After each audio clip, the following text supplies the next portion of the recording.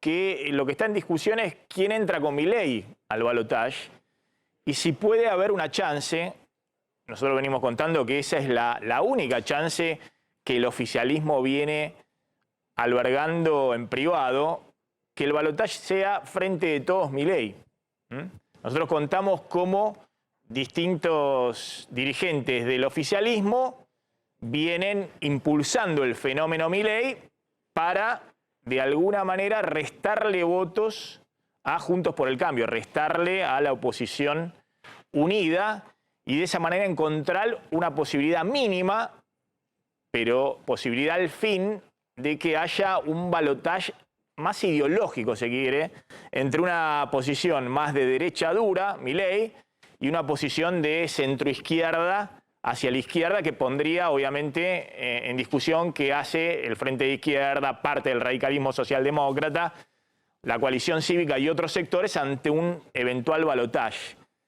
¿Hay posibilidad de que haya balotaje con Milei y podría ser con Juntos por el Cambio o con el Frente de Todos? Vamos a hablar un ratito con Facundo Nejamsky, que es uno de los encuestadores que primero vio el fenómeno Milei en las encuestas y que ahora también lo está viendo en las encuestas que está manejando en estos momentos. Pero vamos a arrancar con lo que le está pasando también al oficialismo en términos de la situación económica. Fíjense cómo se ha acelerado en marzo la inflación y esto viene a partir de distintos indicadores oficiales, pero de las provincias. Mañana el INDEC va a dar a conocer la inflación de marzo. Se conoció ayer la inflación de marzo en Córdoba, la Dirección de Estadísticas de Córdoba, que está en línea con el INDEC, pero tiene la medición local ahí en la provincia, dio 7,99% la inflación en marzo en Córdoba. Eso da en el primer trimestre del año 22,4% la inflación en Córdoba. Claramente se viene acelerando. Últimos 12 meses todavía le da 99,2%, es decir, por debajo de 100, porque evidentemente Córdoba venía midiendo menos inflación el año pasado y se aceleró en los últimos meses. Enero, febrero y marzo, Córdoba viene mostrando una aceleración de la inflación, como muestran también los números del INDEC. Pero atención que este casi 8% en marzo hace encender las alarmas y sobre todo la inflación de alimentos. En Córdoba voló también y la inflación últimos 12 meses anual de alimentos en Córdoba ya está en el 108%. El otro indicador que también encendió una luz de alerta fue lo que dio la ciudad de Buenos Aires la semana pasada para la inflación en la ciudad de marzo, que dio 7,1%, dio la ciudad de Buenos Aires la semana pasada para marzo, 21,8% en el primer trimestre. Fíjense que no hay ninguna actualización que en el primer trimestre equipare un 21,8%. El aumento para jubilados, Clara, ahora vamos a estar hablando con Clara, de marzo del primer trimestre está por debajo de eso. Exactamente, 17,04. Exactamente, 17% frente a la ciudad de Buenos Aires dio 21,8% primeros 3 meses de inflación y en Córdoba, como mostramos recién, dio arriba del 22% primeros 3 meses. Y Ciudad de Buenos Aires ya está marcando 105% de inflación últimos 12 meses, medida marzo. La información que hay es que mañana va a dar a conocer el INDEC la inflación de marzo y podría estar entre el 7 y el 7,5%. Esto es, hay que ver el número final, pero es lo que se maneja en distintos ámbitos del gobierno respecto, y en el Banco Central respecto a lo que estuvo midiendo el INDEC.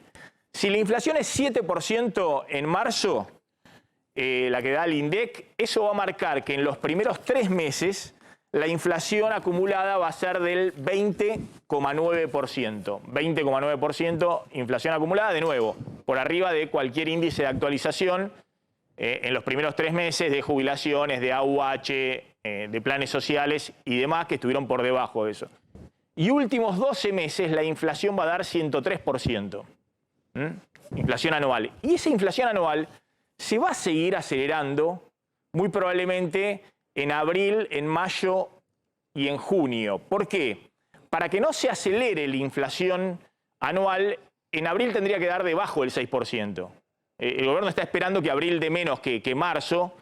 Por eso el Banco Central hoy no va a subir la tasa de interés y van a ver si la suben o no la semana que viene, recién. Y están viendo que incluso, aún si fuera 7%, tal vez no suben la tasa de interés. Esto es alguna discusión de último momento que hay en el Banco Central, porque ven que cada vez que suben la tasa de interés se le dispara la bola de LELIQs, de intereses que tienen que pagar.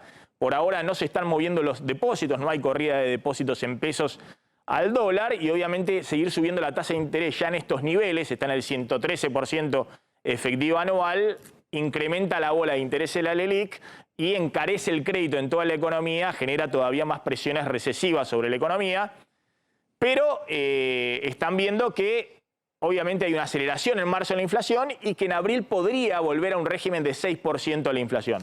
Bueno, en abril del año pasado fue 6%, si la inflación en abril es 6%, va a seguir en estos niveles del 103% la inflación. Pero después, en mayo y junio, tendría que bajar por debajo del 5% para poder bajar un poquito la inflación anual. Porque en mayo del año pasado fue 5,1% y en junio del año pasado fue 5,3%. Si la inflación está por arriba de esos números este año, la inflación del 103% se sigue acelerando.